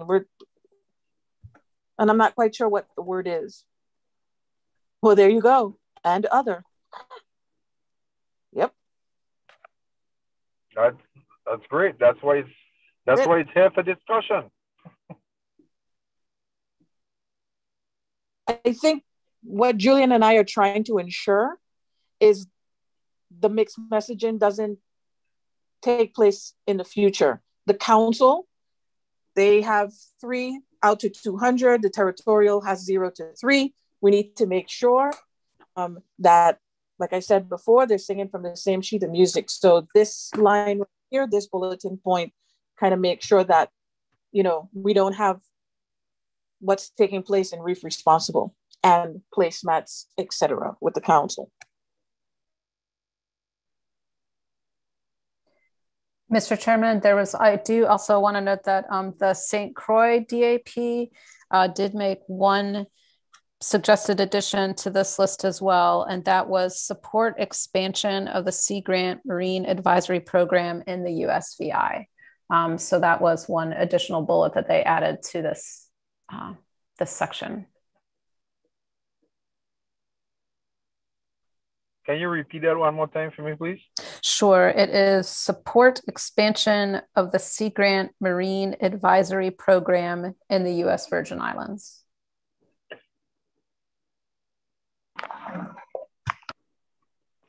This is Ruth. Right out the gate, I don't agree with that language being inserted there because I have my own issues with Sea Grant, but that's just me. That's just my personal opinion on it. The rest of the group can weigh in on it, but no, I don't agree with that for St. Thomas. There is already a petition from the US Virgin Islands to have a Sea Grant program on their own in the US Virgin Islands. Right now, what you have is Puerto Rico is a Sea Grant land program, and then you have 2 agents in the USVI, but it was informed to us yesterday that the Virgin Islands is looking to have a land grant program of Sea Grant. For those of you who are not familiar with Sea Grants, Sea Grant is under NOAA. It's for 3 purposes: to gives it money to practical approaches to research in the area for marine resources. And then they have the outreach and they have the education. And those three components are required for each Sea Grant program across the nation. In this case, the government can ask, or the university can ask for a proposal to be part of the Sea Grant program at the national level. The monies are allocated every year. It's based on competition. And they also identify which areas are prioritized from year to year for the Sea Grant program of each particular area. Just to give you an information of what is it. So Julia McGrath for the record. I also agree at this time right now, and I would not like to see that added to this list that we have created already. I think we need to think about that some more. The government wants to proceed with pursuing that. That's on the government. I do have a lot of issues with that, and I wouldn't get into that right now. I'm going to keep to the agenda. But on the third to last bullet, the liaison, Nicole Griot, has asked me to add in virtual also instead of conduct in-person outreach and workshops. She wants to add in virtual into that line. Virtual meetings.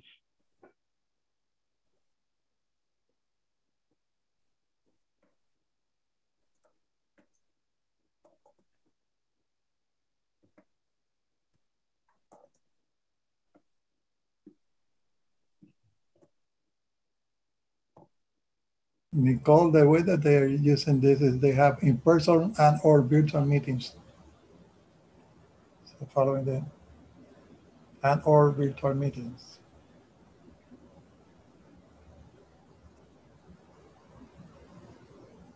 Outreach and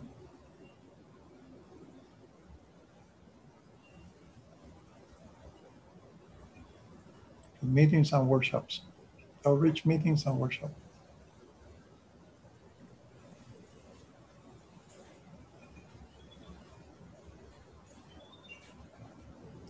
And the reason this is important is because this is what NOAA is going to be adopting from now on. They call it hybrid meetings.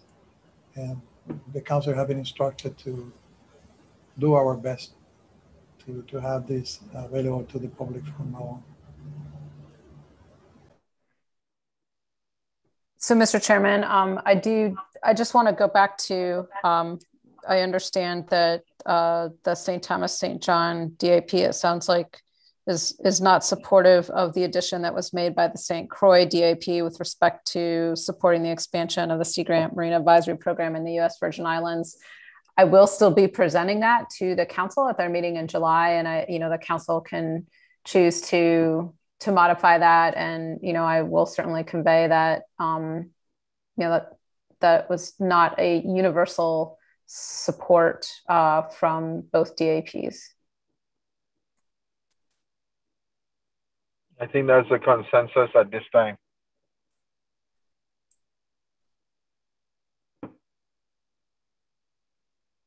Mr. Chair, Sinai Haptis, if I may. Yes, Dr. Haptis, you may. Just two comments. First, on the last bullet, I think it might be beneficial to put in the word mechanism, right? So you could develop a mechanism for coordination of council and territorial outreach efforts to ensure consistent messaging on fishery issues and other topics as needed. That way, what the plan would require is actually creating logistics for how we can do that better among all of the individual parts that are currently working on these efforts within the territory. So it focuses us on creating logistics for supporting each other and ensuring the type of consistent messaging that I believe you and Ruth are talking about.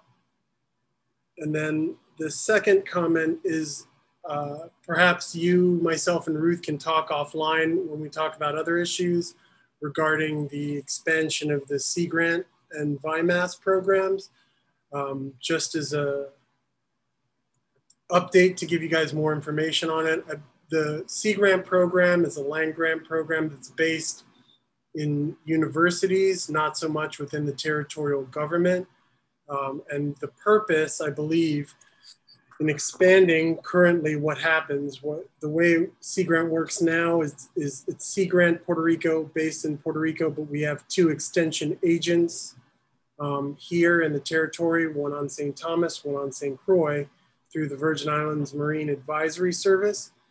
By not having Sea Grant within the territorial location, within the Virgin Islands itself, it limits the scope and direction of programs that the Sea Grant agents here in the territory can pursue. And so currently, most of their focus is on education and outreach regarding specific programs associated with, schools and youth. And that's because they're limited to that scope of work. But by moving the program or creating its own standalone program within the territory, the stakeholders of the Virgin Islands can have more of control regarding the direction and the monies and how they're spent. And you can expand the types of programs in terms of extension and outreach that they pursue. And that would also involve developing a board, say, for Sea Grant that could have people like yourselves sitting on that council and controlling how monies are dispersed and the programs and focus of Sea Grant within the territory.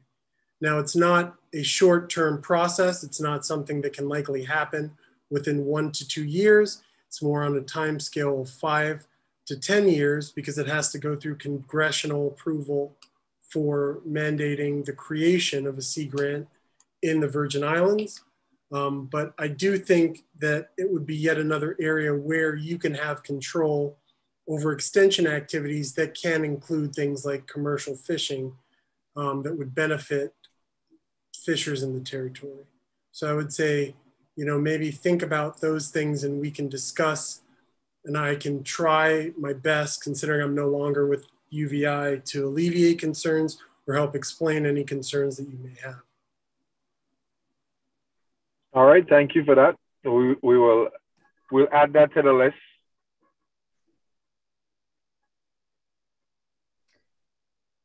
So, Mr. Chairman. Go ahead, Dr. Duval. Oh, no, I think you were just about to say what I was going to say. Please go ahead. Yes, I was going to say, are there any more comments on the screen? If not, I will entertain a motion to move forward.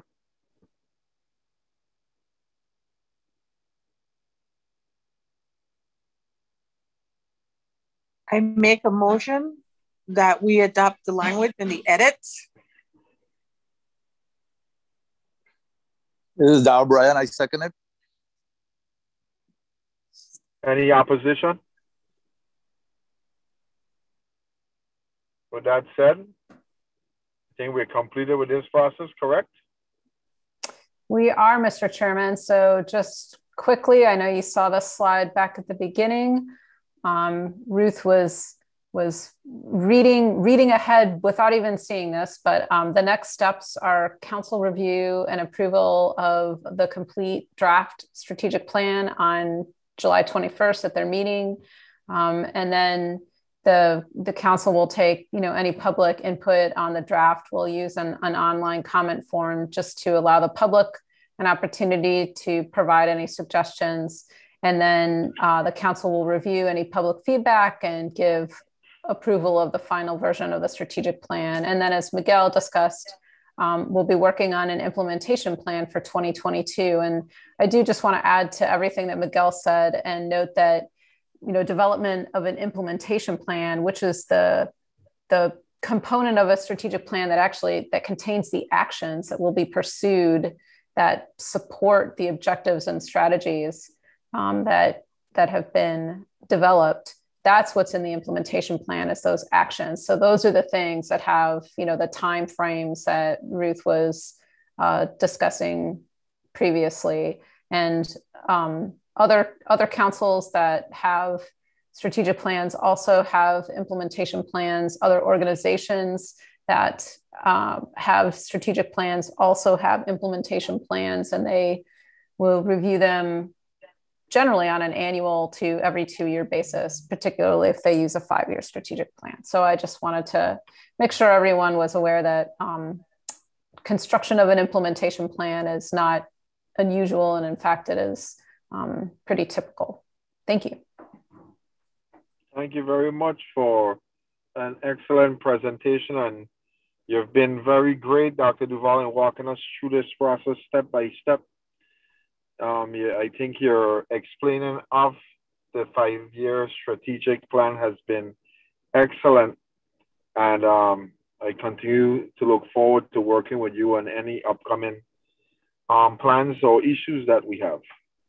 Thank you, Mr. Chairman. I want to thank you for your leadership, and to all the members of the DAP for their contributions throughout this process. This strategic plan would not exist without you all, and the work that you've done over the past 1.5 years under, extenuating circumstances of a global pandemic. And it's certainly not the way that we initially planned to develop the strategic plan, but I think we've done the best that we could under the circumstances. So, my sincere thanks to you and the DAP members. Thank you. You're welcome. Thank you. At this time, Miguel, we have anything else on the agenda for today? You have all the business, so this is the time for it. I have a question for. I just have a question for you. We sent a letter. We sent a letter regarding buoy gear to each one of the chairs, and later on we are going to see when you're ready, if you have received any feedback from the members of the DAPs. And Nelson already agreed to have a meeting with us, and so is Eddie. So whenever you're ready, let me know. And the letter is really to assess the status of the use of buoy gear for deep water snappers and groupers and other species in the Usvi inland and Puerto Rico. Remember, at a council meeting, a fisherman raised the point that we needed to modify that gear to incorporate more hooks at the end of the line. And the National Fisheries Service is looking at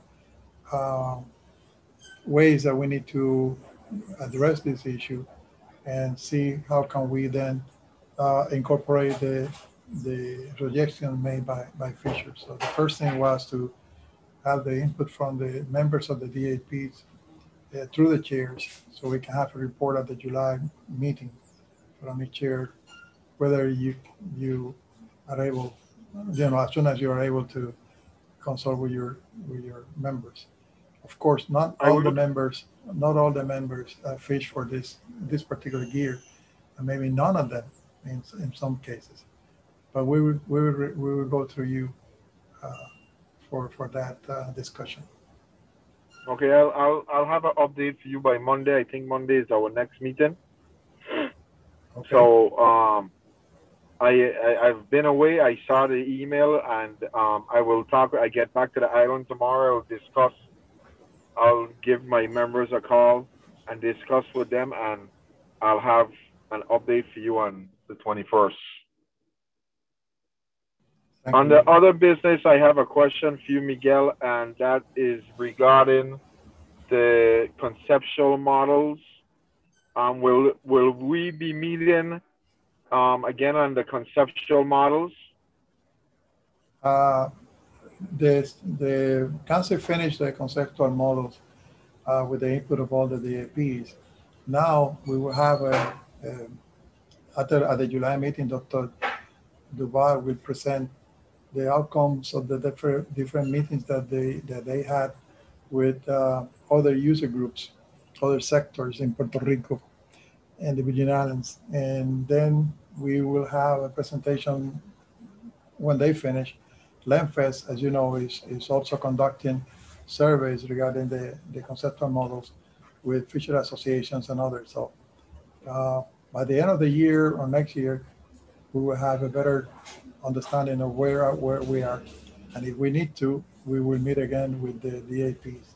But right now, the council finished our section of the models. We discussed it with the DAPs, the SSC, and so forth.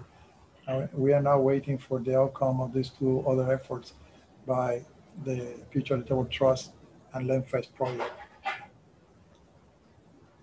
So it's a long answer to say yes, we might want to discuss it with you. But at this time, what we will do is to present to each DAP the finished product from each one of these efforts and see if we need to modify any of that. And remember, similar to the 5-year strategic plan, the models are fine, a beautiful thing that you can put on your wall. But really, the idea is to start working on closing those gaps identified, especially the section of the models that deal with so each model will have a component for St. Thomas and John, another for St. Croix, another for Puerto Rico. And even in the case of Puerto Rico, some parts will break into, for example, Culebra and Vieques behave more like St. Croix and St. Thomas, and the rest of Puerto Rico and the West Coast is also different. So the answer is yes, we will be able to meet again and then present the results of these 3 efforts to each DAP. All right, thank you. Anyone else have any comments or issues to present on the other business today?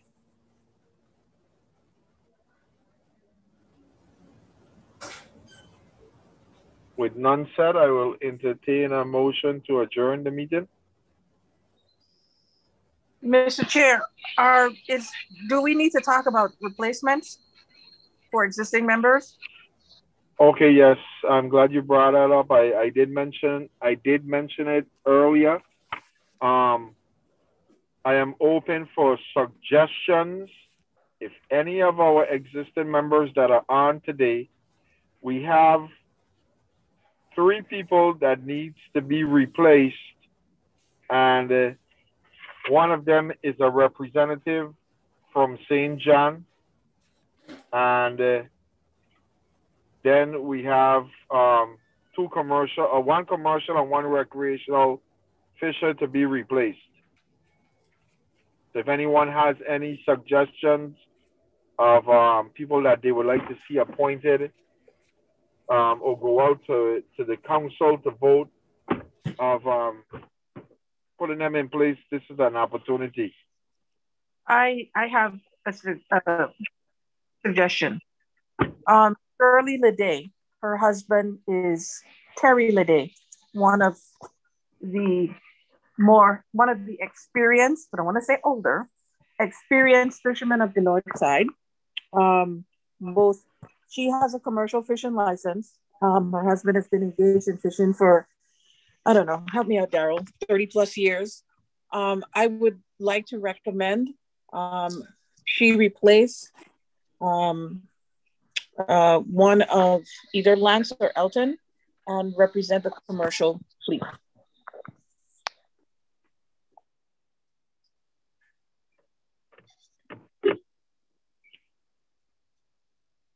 Okay. Anyone has any issues with Shirley Leday becoming a member?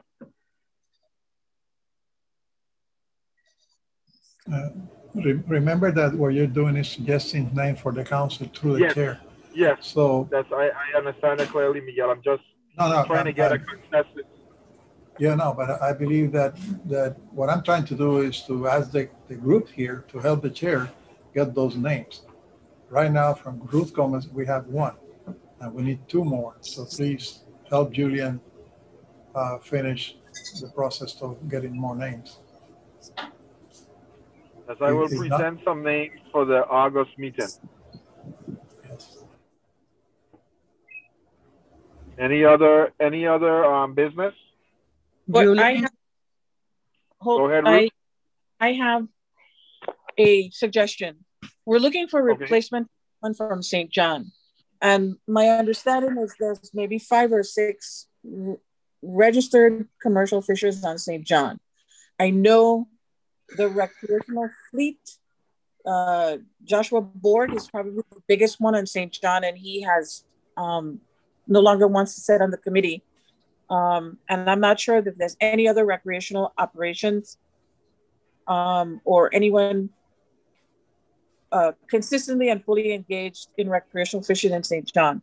So my suggestion would be that we do our due diligence and look for a recreational replacement for St. John, but if we cannot find one, then we ask Dr. Haptis, without breaking the confidentiality of the fishers that are registered in St. John, if he can assist us with potentially finding out who those 5 or 6 fishers are. I don't know, somewhere we can skirt the confidentiality issue, because we have no idea who those fishers are in St. John that are registered, and we really need to reach out to them. I say this all the time. St. John is only 9 miles away, but we treat them like the next galaxy, and we really need to bring them in the fold. I totally agree. And I have this for the record. Thank you, Ruth and Mr. Chair. If you guys are okay, what I would recommend is I will work with our liaison, Ms. Nicole Griot, to talk to the fishermen in St. John. She's had communications with some of the fishermen there in the group over in St. John. And I will see if we can have her reach out, or I will reach out to talk to some of them and see if I can get them to propose some names, and also for a better way for them to engage with the DAP. All right, that would be great. And if I can get them names as soon as possible, and I can also, after I have the names, I can also have I'll call them and I'll explain them what the process is and see who would be interested. But you guys can start the legwork, and that would be great. Yeah, and as customary, we need the name, address, and sector that they work with. I would like to ask Diana to read for the record the names that we have on the table, so Julian can tell us this one is out, this one is out, this one is out, and then we declare the vacancy. Diana, do you have the table at hand so you can read it for the record? Miguel, what names do you want me to read? The list of all the DAP members that we have, so Julian can tell us the 3 of them that are not longer interested in participating as the DAP members. Okay, we have Gregory Ledee, Julian McGrath, Daryl Bryan, Ruth Gomez, Joshua Quatel, Joshua Berg, Gilbert Matthew Lavan, Elizabeth Caddison, Elton George, Colleen Butler, Lance Manum, and Winston Ledee. So Julian, can you tell us again for the record, out of those members, the 3 that are no longer interested in participating as members? That will be Elton George, Joshua Borg, and Lance Lineham, if that's how it's pronounced. Okay. So, Mr. Chairman, Joshua Borg? Joshua Borg. He's the representative from St. John. Just Fish. Okay. So that's Joshua Borg, Gilbert Matthew Levan, and Elton George. No. Lance Lineham. Lance Mann. Oh, Lance Manum. Manum. Okay, sorry for pronouncing his name wrong. Okay, again, Joshua Borg, Lance Manum, and Elton George. Correct. Okay, so Mr. Chairman, we have 3 vacancies, and then we will wait for the process to, the commitment made today, Dr. Haptis, with the liaison officer. So Julian can present this to the council at the August meeting. Yes. Anything else in other business? Julian, I would appreciate if you can send me an email or a text message with the full name, address, telephone number, and email address for Kelly Leday's, what the name you said? Shirley Day, yes. Okay, and also, well, you say he's a commercial fisherman. Yes, I will send you an email with the 3 people that are coming off, and Perfect. I will send you the email. In the same email, I'll put the first recommendation that we have for a replacement, and then once I get the rest of the names, either from the committee or from the liaison, I will submit those for discussion at the after meeting in August. Okay. Now, I would need to know if Daryl Bryan was able to join us at some point. Yes, he is. Yes, Daryl I'm here. Bryan is on. Okay. Daryl Bryan is Okay, present. that's it. Okay. Anything else? If not, Mr. Chairman, you can close the meeting with a motion. All right, at this time, I'll close the meeting. Like to thank everyone for participating. And again, everyone stay safe and look forward for us having more dialogue in the near future. Thank you very much. Have a good day. Thank you. Thank you. Thank you. Thank you.